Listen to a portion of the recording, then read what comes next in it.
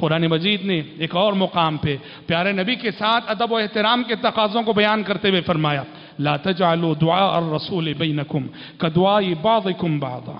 کہا کہ جیسے تم آپس میں ایک دوسرے کو نام لے کے پکارتے ہو، عبداللہ ادھر آؤ، عبد الرحمن ادھر آؤ، زید ادھر آؤ، بکر ادھر آؤ، ہوشیار کے پیارے نبی کو نام لے کے نہ پکارنا۔ اس لیے آپ دیکھیں گے پیارے نبی کو کبھی صحابہ اے محمد کبھی نہیں، کبھی نہیں، کبھی نہیں۔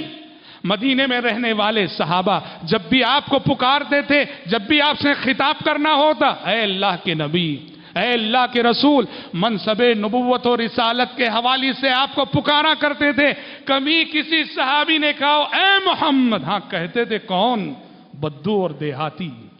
جو دور دراز مقامات سے آتے تھے، دیہاتوں سے آتے تھے،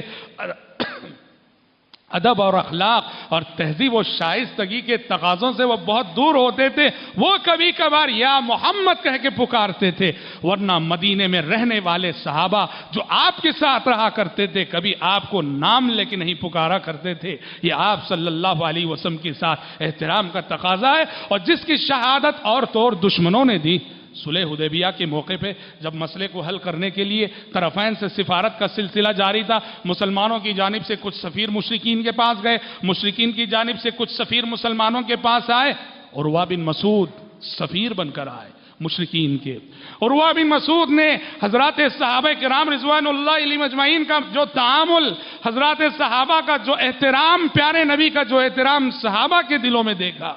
عروہ بن مسعود نے واپس جا کے اپنی قوم سے کیا کہا؟ عروہ بن مسعود نے کہا کہ لوگوں دیکھو، میں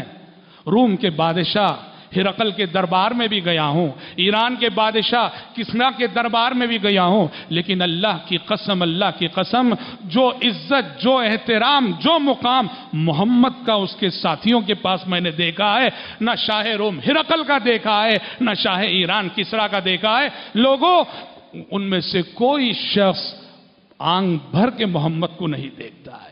کوئی شخص آنکھ بن کر کے محمد کو نہیں دیکھتا ہے۔ وہ بات کرتے ہیں تو نظریں جھکا کے بات کرتے ہیں، اور کوئی حکم کرتے ہیں تو فوراً حکم کی تعمیل کرتے ہیں۔ اور حد تو یہ ہے کہ جب محمد وضو کریں کادوا یقتتلون علی وضوئہ، محمد صلی اللہ علیہ وسلم جب وضو کرتے ہیں وضو کے پانی کو بھی نیچے گرنے نہیں دیتے، آپ کے وضو کے پانی کو حاصل کرنے کے لیے ٹوٹ پڑتے ہیں۔ عروہ بن مسعود نے کہا اے لوگوں، میرا مشورہ ہے، ایسے جان نثاروں سے ہم لڑ نہیں سکتے ہیں،